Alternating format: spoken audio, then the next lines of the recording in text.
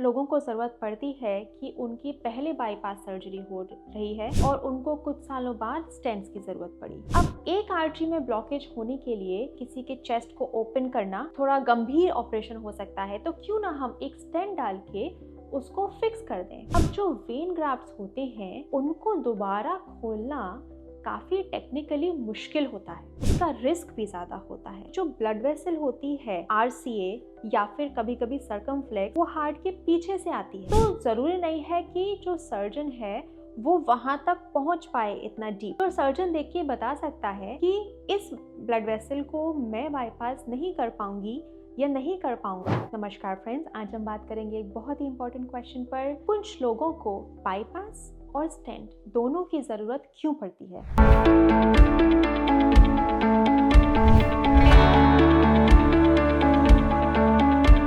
तो फ्रेंड्स, इसको हम 3 पार्ट्स में डिवाइड कर सकते हैं। कुछ लोगों को जरूरत पड़ती है कि उनकी पहले बाईपास सर्जरी हो रही है और उनको कुछ सालों बाद स्टेंट्स की जरूरत पड़ी।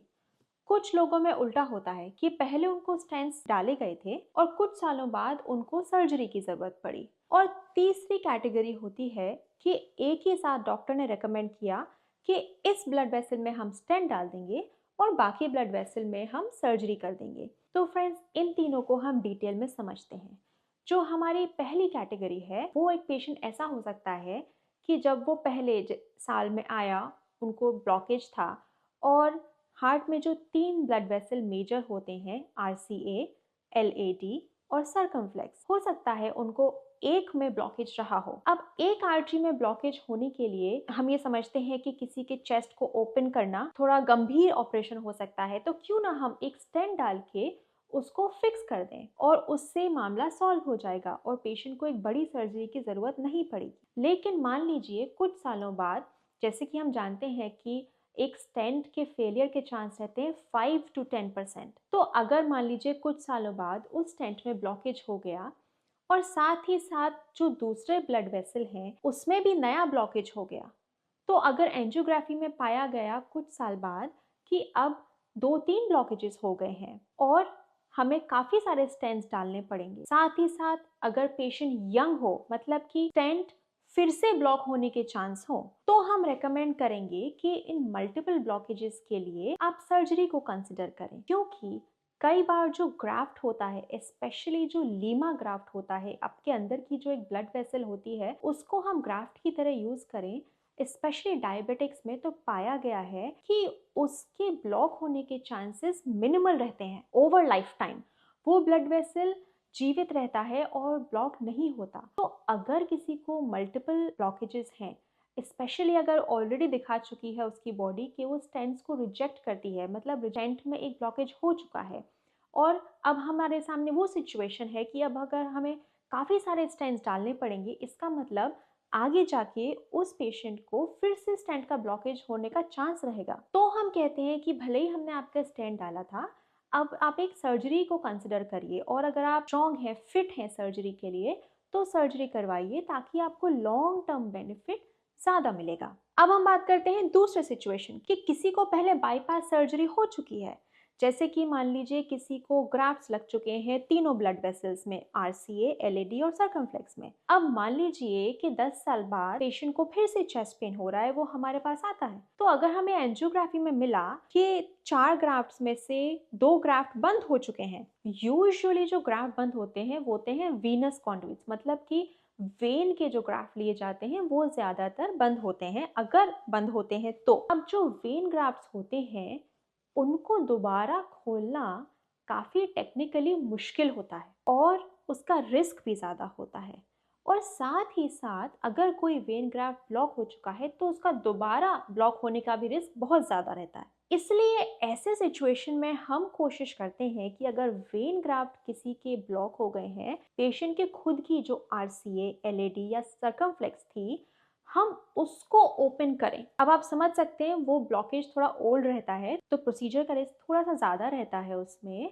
लेकिन अगर किसी को बाईपास सर्जरी हुई है और अब 1 या 2 ग्राफ्ट्स बंद हो चुके हैं जिसकी वजह से पेशेंट को चेस्ट पेन हो रहा है, तो हम कोशिश करते हैं कि जो उसकी नेटिव वेसल्स थी उसमें जो ब्लॉकेज था, जो पहले सर्जन ने बाईपास किया था, उस ब्लॉकेज को हम खोलने की कोशिश करते हैं ताकि हम रिलीफ दे पाए पेशेंट को। अब बात करते हैं हम तीसरे सिचुएशन की, कि कभी कभार हम एक साथ ही पेशेंट को एक में स्टेंट और दूसरे में सर्जरी क्यों बताते हैं। वो मेरे फ्रेंड्स इसलिए होता है कि जो सर्जन होता है वो हार्ट को सामने से ओपन करता है, और एक जो ब्लड वेसल होती है RCA या फिर कभी कभी सर्कमफ्लेक्स, वो हार्ट के पीछे से आती है। तो जरूरी नहीं है कि जो सर्जन है वो वहां तक पहुंच पाए इतना डीप। तो सर्जन देख के बता सकता है कि इस ब्लड वेसल को मैं बाईपास नहीं कर पाऊंगी या नहीं कर पाऊंगा। तो इस सिचुएशन में हम उसको स्टेंट से ठीक कर देते हैं, और बाकी जो बचा हुआ ग्राफ्ट होता है उसके लिए सर्जरी करवाते हैं, क्योंकि अगर पेशेंट को जैसे मैंने आपको बताया लीमा ग्राफ्ट मिलेगा या आर्टेरियल ग्राफ्ट मिलेगा, तो उसकी लॉन्जेटिविटी जो है वो स्टेंट से ज़्यादा हो सकती है, स्पेशली एक डायबिटिक में। तो अगर पेशेंट को लीमा ग्राफ्ट मिल सकता है तो हम एक में ब्लड वेसल और दूसरे में सर्जरी रेकमेंड कर सकते हैं। एक साथ हम तब भी रेकमेंड कर सकते हैं स्टेंट और सर्जरी अगर किसी को हार्ट अटैक हुआ। अगर कोई हार्ट अटैक से आया और उसकी एक ब्लड वेसल 100% ब्लॉक, तो उस समय हम कहते हैं टाइम इज मसल। तो हमें तुरंत उसको ब्लड वेसल को ओपन करने की अर्जेंसी होती है, ताकि हम हार्ट की मसल है उसे मरने से बचा पाएं। इसे हम इमरजेंसी कहते हैं या स्टेमी कहते हैं। तो हम उसे 2 घंटे के अंदर अंदर ओपन करने की कोशिश करते हैं। अब इमरजेंट ओपन हार्ट सर्जरी करना बहुत मुश्किल रहता है, क्योंकि वो एक बड़ा प्रोसीजर रहता है। तो हम पेशेंट की अच्छाई के लिए, पेशेंट के हार्ट को बचाने के लिए उस समय जो ब्लड वेसल है उसको तो ओपन कर देते हैं स्टेंट से।